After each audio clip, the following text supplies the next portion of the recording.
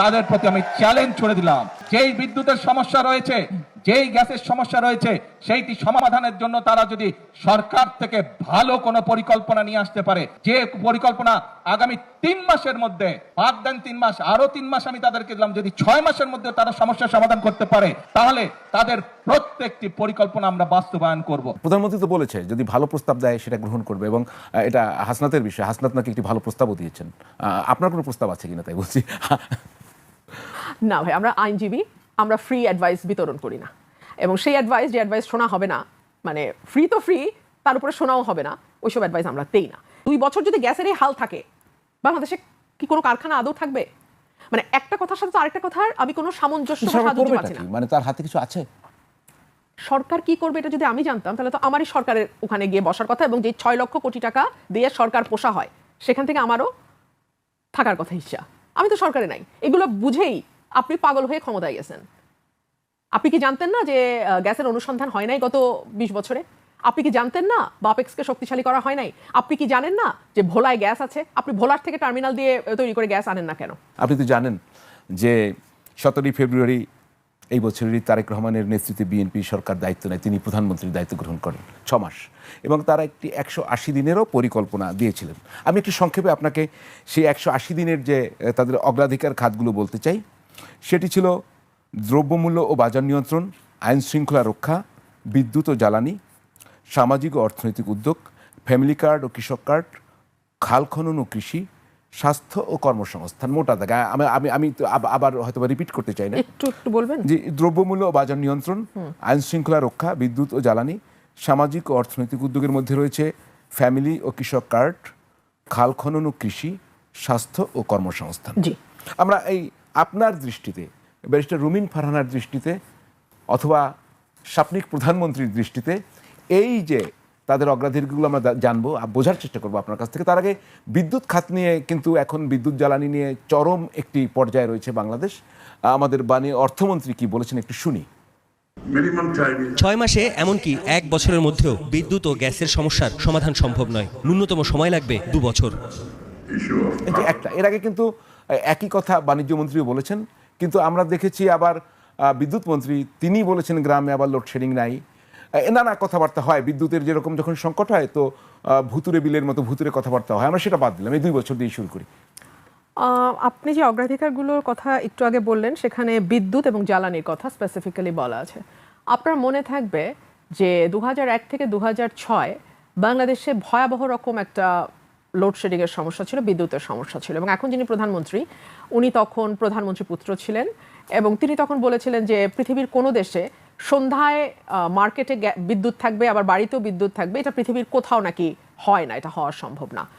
তো তারপরে এমন অবস্থা তৈরি হলো যে এই সরকার থেকেই মানুষ একসময় খাম্বা সরকার ডাকা শুরু করলো। সো তারপরে আমরা দেখলাম আওয়ামী লীগ যখন 2008 ক্ষমতা, মানে নির্বাচন হলো 9, তারা ক্ষমতায় গেল, তারপরে দেখলাম যে অনেকগুলো দ্রুত পদক্ষেপ তারা নিল, এবং বাংলাদেশে বিদ্যুৎ উৎপাদন সক্ষমতা 33,000 মেগাওয়াটে গিয়ে পৌঁছালো, যদিও আমাদের প্রয়োজন 18,000 মেগাওয়াট সর্বোচ্চ। এখন আমার প্রশ্ন হচ্ছে যে যদি 33,000 মেগাওয়াটে গিয়ে আমাদের সক্ষমতা ঠেকে, তাহলে মাত্র 18,000 মেগাওয়াট আমরা কেন দিতে পারছি না? তার মূল কারণ হিসেবে সরকার যেটা বলছে সেটা হচ্ছে গ্যাসের সংকট, কয়লার সংকট, অর্থাৎ জ্বালানির সংকট। তো অবধারিতভাবে এই প্রশ্ন তো চলে আসে যে একসময় বিএনপি সরকার বলেছিল যে বাংলাদেশ গ্যাসের উপর ভাসছে।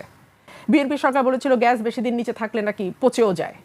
তো সেই সরকারই যখন আরেকবার ক্ষমতায় আসলো, তারা এখন বলছে গ্যাসের সংকট, বিদ্যুতের, কয়লার সংকট, সব মানলাম। সমস্যা শুরু হলো 21শে জুলাই থেকে, যখন একটা ভাসমান এলএনজি টার্মিনাল কার্যকারিতা হারালো বা নষ্ট হলো। সেই নষ্টটা ঠিক করতে একটা সরকারের 1 মাস কি করে লাগে? মানে যেটা আমি আমার বাড়ির রান্নার চুলার গ্যাসের কথা বলছি না ভাই, আমি 21শে টেলিভিশনের 18 মিনিট, লাস্ট 18 মিনিটে আপনারা যে আপডেট করছেন, আমি কয়েকটা খবর বলি। নরসিংদীতে 90% কারখানা বন্ধ, গ্যাসের সংকট। গ্যাস সংকটে থেমে গেছে দেশের শিল্প কারখানাগুলো। এখানে চট্টগ্রামে গ্যাস সংকটে বহু কারখানা, চট্টগ্রামেও গ্যাস সংকটে বন্ধ হয়ে গেছে বহু কারখানা। গ্যাস না মিললে রপ্তানি এবং কর্মসংস্থানে বড় ধাক্কার আশঙ্কা। গ্যাস নাই নারায়ণগঞ্জের শত শত কারখানা অচল। আমি আপনাদের লাস্ট 18 মিনিটের আপডেট, এই কয়টা নিউজ আপনাকে পড়ে শোনালাম আপনাদের ফেসবুক পেজ থেকে। সো এই হলো বর্তমানে বাংলাদেশের অবস্থা। আমি জানি না যে একটা টার্মিনাল ঠিক করতে 1 মাসের বেশি সময় কেন লাগছে, কারণ আমাদের আবার সমস্যা কি হচ্ছে, 18 বছরের একটা অভ্যস্ত বাংলাদেশের মানুষের তৈরি হয়ে গেছে যে তারা হ্যাঁ বিল বেশি দিচ্ছে কিন্তু কারেন্ট নাই ঘন্টার পর ঘন্টা, এটা আবার তারা দেখে নাই, এই অবস্থা তারা পড়ে নাই, বা কারখানাগুলো বন্ধ হয়ে যাচ্ছে একটার পর একটা কারণ গ্যাস সাপ্লাই নাই। হ্যাঁ, গ্যাসের সাপ্লাইয়ের সমস্যা ছিল, কিন্তু এইরকম ভয়াবহ সমস্যা। এবং এখন যেটা বলা হচ্ছে সেটা সব লং টার্ম প্ল্যান। কীরকম লং টার্ম প্ল্যান? সেটা হচ্ছে আপনি কূপ খনন করবেন, আপনি গ্যাস অনুসন্ধান করবেন বাংলাদেশের মাটিতে, তারপরে গ্যাস দিবেন, কিংবা আপনি সৌর বিদ্যুতের দিকে যাবেন। সো এগুলো তো লং টার্ম। তার মানে কি আপনি বলতে চাচ্ছেন যে 2 বছর যদি গ্যাসের এই হাল থাকে, বাংলাদেশে কি কোনো কারখানা আদৌ থাকবে? মানে একটা কথার সাথে তো আরেকটা কথার আমি কোনো সামঞ্জস্য বা সাদুর্য পাচ্ছি না। মানে তার হাতে কিছু আছে? সরকার কি করবে এটা যদি আমি জানতাম তাহলে তো আমারই সরকারের ওখানে গিয়ে বসার কথা, এবং যে 6 লক্ষ কোটি টাকা দিয়ে সরকার পোষা হয় সেখান থেকে আমারও থাকার কথা হিসা। আমি তো সরকারে নাই, এগুলো বুঝেই আপনি পাগল হয়ে ক্ষমতায় গেছেন। আপনি কি জানতেন না যে গ্যাসের অনুসন্ধান হয় নাই গত 20 বছরে? আপনি কি জানতেন না বাপেক্সকে শক্তিশালী করা হয় নাই? আপনি কি জানেন না যে ভোলায় গ্যাস আছে? আপনি ভোলার থেকে টার্মিনাল দিয়ে তৈরি করে গ্যাস আনেন না কেন? না, প্রধানমন্ত্রী তো বলেছে যদি ভালো প্রস্তাব দেয় সেটা গ্রহণ করবে, এবং এটা হাসনাতের বিষয়। হাসনাত নাকি একটি ভালো প্রস্তাবও দিয়েছেন। আপনার কোনো প্রস্তাব আছে কিনা তাই বলছি। না ভাই, আমরা আইনজীবী, আমরা ফ্রি অ্যাডভাইস বিতরণ করি না, এবং সেই অ্যাডভাইস যে অ্যাডভাইস শোনা হবে না, মানে ফ্রি তো ফ্রি, তার উপরে শোনাও হবে না, ওইসব অ্যাডভাইস আমরা দেই না। কিন্তু পার্লামেন্ট মেম্বার হিসেবে তো দিতে পারেন। ওটা পার্লামেন্টে গিয়ে দেবো। বাট জোকস অ্যাপার্ট, আপনি প্রথম বলেছেন দ্রব্যমূল্য বাজার নিয়ন্ত্রণ। জি, কাঁচামরিচ 400 টাকা কেজি, সবজি 100 টাকার নিচে একটু কোনো কমেছে সবজি এখন, নাই। কাঁচামরিচ দাম করেছে। কত হয়েছে? 300 হয়েছে, 250 হয়েছে। সবজি 100 টাকার নিচে নাই। মুরগি ডিমের বাজার, মজা হচ্ছে মুরগি মাছের দাম যখন বাড়ে তখন সবজিটা একটু দাঁড়ায়, আবার যখন সবজিটা বাড়ে তখন মুরগি মাছ একটু দাঁড়ায়। এখন এটার নাম যদি আপনি কমা বলেন, কারণ ব্যালেন্স তো হচ্ছে না, সবকিছুর দামের মধ্যে তো ব্যালেন্স না। মূল্যস্ফীতি 8% উপরে এখনো, মানে মূল্যস্ফীতিটাই বলছে যে 8% উপরে, খাদ্যদ্রব্য সেটা 9% উপরে। আইন শৃঙ্খলা সিপিডি 100 দিনের একটা পরিসংখ্যান দিয়েছিল, যেটা আমি সংসদে বলছিলাম। You want me to repeat that? ওই 100 সাথে আরো 80 দিন যুক্ত হয়েছে। আপনি যে কোনো মানবাধিকার সংস্থার রিপোর্ট নিয়ে দেখেন। 2 হচ্ছে স্বাস্থ্য এবং কর্মসংস্থানের কথা আপনি বলেছেন। আমি স্বাস্থ্যমন্ত্রীকে দেখি বিভিন্ন সময় হাসপাতালগুলো উনি ভিজিট করেন, এবং বাথরুম ময়লা থাকলে অত্যন্ত বিরক্ত হন, বা মেঝে পরিষ্কার না থাকলে উনি রাগ করেন। আমরা গত 15 বছর মিঠু সিন্ডিকেটের কথা শুনেছিলাম। জি, আমরা গত 15 বছর লুটপাট স্বাস্থ্য খাতে, মেশিন কেনার নামে, কয়েক গুণ বেশি টাকা দিয়ে মেশিন আনার নামে, মেশিনগুলোকে দিনের পর দিন ব্যবহার না করে অকার্যকর করার মাধ্যমে এই লুটপাটের গুলো শুনেছিলাম। এগুলো নিয়ে কি আপনারা এখন পর্যন্ত এই সরকারের কোনো বাণী বা কোনো যেটাকে বলে রিপোর্ট দেখেছেন? আমি দেখি নাই। হাম নিয়ে সরকার তো কাজ করছে। হ্যাঁ, 900-র উপর বাচ্চা মারা যাওয়ার পরে, এবং সেই হাম নিয়ে যখন আমি কথা বলেছি, আপনারা সবাই দেখেছেন সেই কথার প্রেক্ষিতে কি কথা হয়েছে। সো কার্ডের ব্যাপার যদি আপনি বলেন, সরকার ফ্যামিলি কার্ড, কৃষক কার্ড এগুলো তো করছে আজকেও তো। হ্যাঁ, ওটা হচ্ছে যে ভালো উদ্যোগ, নিশ্চয়ই, কেন নয়। কিন্তু মুশকিল হচ্ছে বিধবা ভাতা, বয়স্ক ভাতা, প্রতিবন্ধী ভাতা, এগুলোকে যদি আপনি এখন কোনোটার নাম কৃষক কার্ড দেন, কোনোটার নাম ফ্যামিলি কার্ড দেন, কোনোটার নাম মহিলা কার্ড দেন, দিতে পারেন। মানে তাহলে সমস্যাটি কোথায়? সরকারের মন্ত্রিসভা আছে, উপদেষ্টারা আছেন, সহকারী উপদেষ্টারা আছেন। আমরা যদি সর্বশেষ বলি, রাশেদের মতো বিদগ্ধ উপদেষ্টারাও সেখানে গিয়েছেন। রাশেদ আবার 2 জন, আপনি কার কথা বলছেন? রাশেদ মাহমুদ তিতুমির না, সর্বশেষ। আচ্ছা, রাশেদ যুগ গণ অধিকার পরিষদ ছিলেন বিএনপি পরে। মানে উপদেষ্টা পরিষদ তো আছে, মন্ত্রী পরিষদ তো আছে, তো সরকার ওয়ার্ক করতে পারছে না কেন? আপনার অবজারভেশন আর কি, বা সাকসেসফুলি পারছে না কেন, বা ব্যর্থতা আছে কিনা? এক হচ্ছে রাষ্ট্র পরিচালনার জন্য যিনি মূল স্টিয়ারিংয়ে থাকেন, তাকে সব বিষয় জানতে হবে, বিষয়টা তেমন নয়, কিন্তু কাকে দিয়ে কোন বিষয়টা হবে এটা তাকে জানতে হবে। 1, 2 হচ্ছে শহীদ রাষ্ট্রপতি জিয়াউর রহমান অত্যন্ত সফল হয়েছিলেন বিকজ তিনি প্রত্যেকটা ক্ষেত্রে কে কোন ক্ষেত্রে দক্ষতা আছে, মেধা আছে, সেই ক্ষেত্রে তিনি তাকে যুক্ত করেছেন। 3 হচ্ছে আমরা এর আগে যে অ্যাডভাইজার প্যানেল দেখেছিলাম ব্যাক ইন 2009, 10, 11, 12, হ্যাঁ, যে আওয়ামী লীগের শুরুর দিকটা, আপনি সেই অ্যাডভাইজার প্যানেলের সাথে এই অ্যাডভাইজার প্যানেল একটু চোখ বন্ধ করে আপনি চিন্তা করেন। আমি নাম বলবো না, কারণ আমি কাউকে বড় বা ছোট করার কিছু না এখানে। সো দুটো আপনার কিছু না, গুগল করে দেখেন কারা তখন অ্যাডভাইজার ছিল, কারা এখন অ্যাডভাইজার। সো এই বিষয়গুলো খুব পরিষ্কার হয়ে যাবে আপনাদের কাছে। না, গুগল করে তো দেখলাম, আপনি স্পষ্ট করে বলেন। না, ওই তো মানে এটা তো performance will speak for yourself. এখন যেই পারফরমেন্স আপনি দেখছেন সেটার কারণ, সেটার দায়িত্ব আসলে সবাইকে নিতে হবে, এটুকুই আমি বলবো। জি, আমরা শুনবো আপনার কাছে আরো সরকার অনেক বিষয় রয়েছে। দর্শক, স্পিড নিবেদিত ফ্যাক্ট চেকে আরও একটি বিরতি নিচ্ছি, ফিরবে একটু পরেই, সঙ্গেই থাকুন।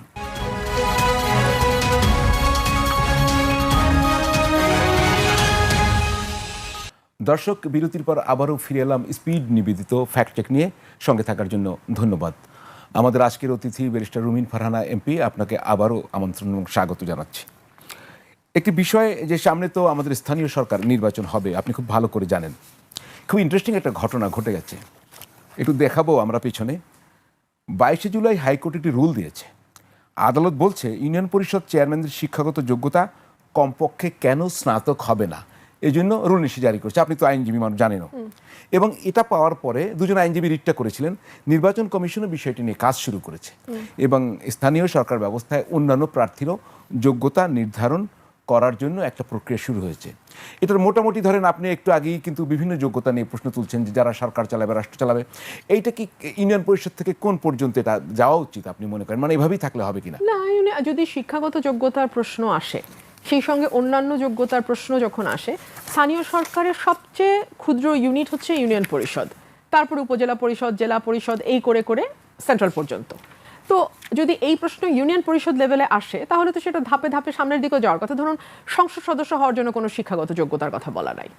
আমার কাছে মনে হয় দিস ইজ ডেঞ্জারাস। এই কারণে ডেঞ্জারাস যে একজন সংসদ সদস্যের আইন প্রণয়ন করার একটা মুখ্য ভূমিকা পালনের বিষয় থাকে, এবং আইন প্রণয়নের জন্য আপনার মিনিমাম হলেও কিছু পড়াশোনার প্রয়োজন হয়, আন্ডারস্ট্যান্ডিং, বোঝাপড়ার দরকার হয়। সো আইন প্রণয়ন বলেন, রাষ্ট্রের পলিসি মেকিং বলেন, রাষ্ট্রের ডিসিশন মেকিং বলেন, এই জায়গাগুলো যেটা একজন এমপির কাজ হওয়ার কথা। মূলত তো আমরা যে কাজগুলো করি ওটা কিন্তু স্থানীয় সরকারের কাজ। রাস্তা বানাও, ব্রিজ বানাও, জিও ব্যাগ ফেলো, নদীর ভাঙন রোধ করার জন্য গার্ড বানাও, এগুলো কিন্তু আসলে এমপির কাজ না। অমুককে ধরে নিয়ে গেছে, তমুকের জন্য থানায় ফোন করো, ডিসিকে ফোন করো, ইউনোকে ফোন করো, এগুলো, এই ফোন টোন করা কিন্তু এমপিদের কাজ না, কিন্তু আমাদেরকে এটা করতে হয়। তো স্থানীয় সরকারে যদি একদম সবচেয়ে নিচের টায়ারে যদি শিক্ষাগত যোগ্যতা স্নাতক নিয়ে আসা হয়, তাহলে সেটা সংসদ সদস্য, সেটা মন্ত্রী, প্রধানমন্ত্রী, সেই পর্যন্ত যাওয়াটাই তো লজিক্যাল। মানে আপনি হঠাৎ কোন আউট অফ নোওয়্যার আপনি স্থানীয় সরকারে কেন স্নাতক চাচ্ছেন? তাতে কি হবে, লাভ হবে? যদি একটা রুল দিয়েছে, তো রুল হিয়ারিং এর পরে যদি রুল অ্যাবসলিউট হয়ে যায়, হাইকোর্ট যদি মনে করে রুল অ্যাবসলিউট করবে, তারা করতে পারে, তখন স্নাতকটা বাধ্যতামূলক হবে। এবং তখন যেটা হবে যে ডেফিনেটলি নির্বাচন কমিশন হয়তো অ্যাপিলে যাবে, এবং অ্যাপিলে গেলে কি হয় সেটা তো সময় বলবে। বাট আমার কাছে অ্যাপিল বা কোর্টের ব্যাপার না। আমি একজন রাজনৈতিক কর্মী হিসেবে মনে করি শিক্ষাগত যোগ্যতার একটা মিনিমাম লেভেল নির্ধারণ করে দেওয়া উচিত। আমি একটু বলি, সেটা হচ্ছে যে আওয়ামী লীগের আপনি যে বয়ান ক্রিয়েট করেন, আমি সেগুলো একটু, আমার কথাগুলি আমার মুখস্থ, আমি আপনাকে বলতে পারি, দেখানোর দরকার নেই। বলেন। আমাকে খালেদ মহিউদ্দিন প্রশ্ন করছিল যে আপনি গুপ্ত আওয়ামী লীগ কিনা, কিংবা আপনি আওয়ামী লীগকে ফিরায় আনতেছেন কিনা, কিংবা অনেকে বলে আপনার বয়ানের কারণে আওয়ামী লীগ ফিরবে। তখন আমি তার প্রশ্নের জবাবে বলছিলাম যে আমি তো তাহলে লাইফ সেভিং মেশিনের মতো, যখন বিএনপি আইসিইউতে যায় আমি তাকে বাঁচাই, যখন আওয়ামী লীগ আইসিইউতে যায় আমি তাকে বাঁচাই। ব্যাপারটা আসলে আওয়ামী লীগ বা বিএনপি না, আমি আমার সাদা চোখে যা দেখি আমি সেটাই বলি।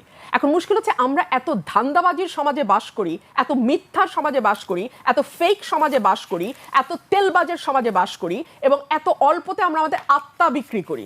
জি, আমি খুব বুঝে শুনে খুব শক্ত একটা শব্দ বলেছি, আমরা আত্মা বিক্রি করি খুব সস্তায়। সেই কারণে আমাদের ভূমিকা বা আমার মতন মানুষের ভূমিকা আপনাদেরকে সবসময় এক ধরনের ডিলেমার মধ্যে ফেলে, এবং সেটা ফেলতে গিয়ে আপনারা কখনো বলেন আমি গুপ্ত, কখনো বলেন আমি সুপ্ত, কখনো বলেন আমি এই দল, আমি ওই। ভাই, আমি কোনো দলের না। আমি বাংলাদেশের মানুষ যা বলে, অসংখ্য মানুষ, কোটি কোটি মানুষ যা বলে, সেই কথাগুলো আমি এখানে বলি। পার্থক্য হচ্ছে ওনাদের আওয়াজটা আপনাদের পর্যন্ত যায় না, আর ওনাদের আওয়াজটা ওখান থেকে এনে আমি এখানে বলি। বিএনপির সময় আমি তাই বলছি, আওয়ামী লীগের সময় আমি তাই বলতাম, ইন্টারিমের সময় আমি তাই বলেছি। কেউ কেউ বলছেন যে আপনার রাজনৈতিক একটি পরিবর্তন হতেও পারে, এখনো তো স্বতন্ত্র, সেটি কখনো আওয়ামী লীগের দিকে হতে পারে। আমি আবারও প্রশ্ন করি, গুপ্ত জামাত কেন হলেন না? মানে যদি গুপ্ত হনই তো সেটা কেন না? আমি তো গুপ্ত বলে স্বীকারই করছি না। এখন জামাত না কেন, আওয়ামী লীগ না কেন, এই প্রশ্নই তো অবান্তর। না, আপনাকে এটা বলার কারণও আছে। যেমন ধরেন, আপনি মনে করেন আপনার সিক্স সেন্স বলে যে শেখ হাসিনা দেশে ফিরে আসবে। আমি একটু দেখি তো সেটা আছে এখানে। এই সরকার 5 মাস সময় পাবে কিনা এটা নিয়ে তো ভয় লাগছে এখন, কারণ 3 মাস যেতে না যেতেই যেই সরকারের প্রধানকে ভুয়া ভুয়া শুনে গাড়িতে গিয়ে লুকাতে হয়, সেই সরকার আর কয় মাস চলতে পারবে এই দেশে? এটা তো একটা প্রশ্ন। আচ্ছা, এটা দেখালো যে এখানেই বলছিলেন সরকার 5 মাস থেকে কিনা সন্দেহ, অলরেডি সরকারের 6 মাস। এটা নিয়ে আমরা কথা বলবো। আর একটা ভিডিও ছিল, কি দেখানো যাবে?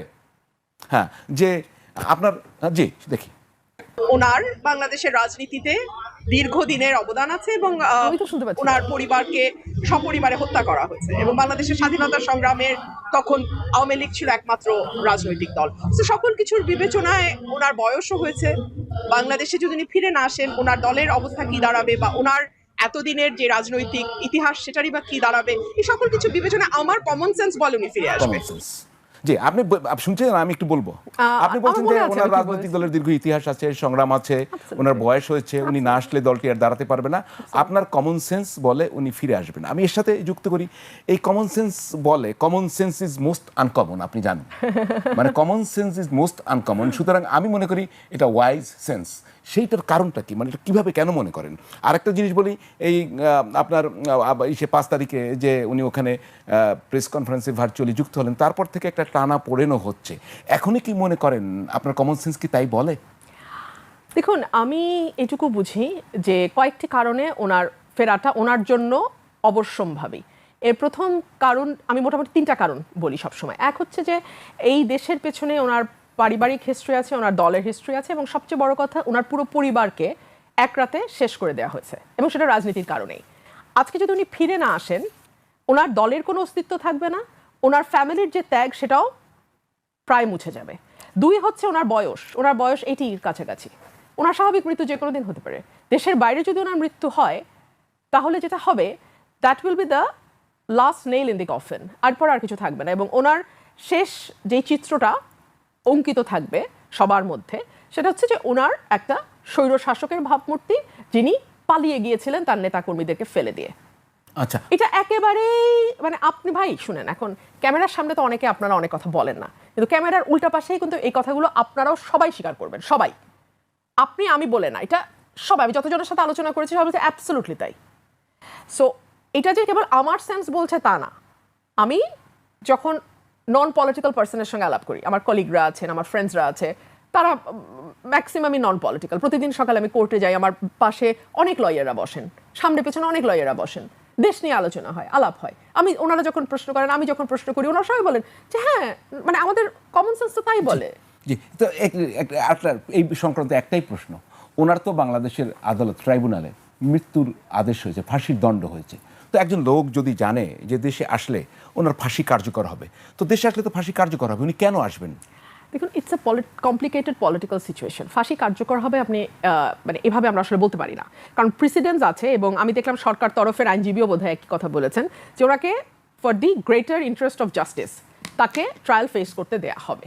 তো এই যে গ্রেটার ইন্টারেস্ট অফ জাস্টিস, সেটার একটা ভূমিকা আছে, 1, আন্তর্জাতিক একটা ভূমিকা আছে, 2, 3 হচ্ছে আওয়ামী লীগ বড় দল, সুতরাং তাদের দলেরও একটা চাপ থাকবে। সো মানে এটা তো আর আসলে কুদ্দুস বা রহিম না যে আপনি ধরলেন আর ফাঁসি দিলেন। হ্যাঁ, কারণ আমি আমার আইন অঙ্গনের 25 বছরের অভিজ্ঞতায় আমি দেখেছি যে বাংলাদেশের মতন দেশে কুদ্দুস আর রহিমের বিচার যেভাবে হয়, আপনার বিচার সেভাবে হবে না, হয় না। হ্যাঁ, সো সুতরাং এখানে আপনি যদি তাকে XYZ হিসেবে ধরে নিয়ে কথা বলেন, তাহলে সেটা একরকম, কিন্তু বিষয়টা তো এরকম না। আর ট্রাইব্যুনালের নিজেরই প্রেসিডেন্স আছে। জামাতের একজন নেতা সম্ভবত 5 আগস্টের পরে ওনার কিন্তু ফাঁসি হয়ে গেছিল, পরে আবার তিনি অ্যাপিলের সুযোগ পাচ্ছেন, এবং খালাসও এখন পার্লামেন্টেও উনি আসেন। সো এই প্রেসিডেন্স কিন্তু অলরেডি ক্রিয়েট হয়ে গেছে। সো একটা নজির যখন ক্রিয়েট হয়ে যায়, অটোমেটিক্যালি পরের মামলাগুলো সেই কোর্স অফ অ্যাকশনই ফলো করে।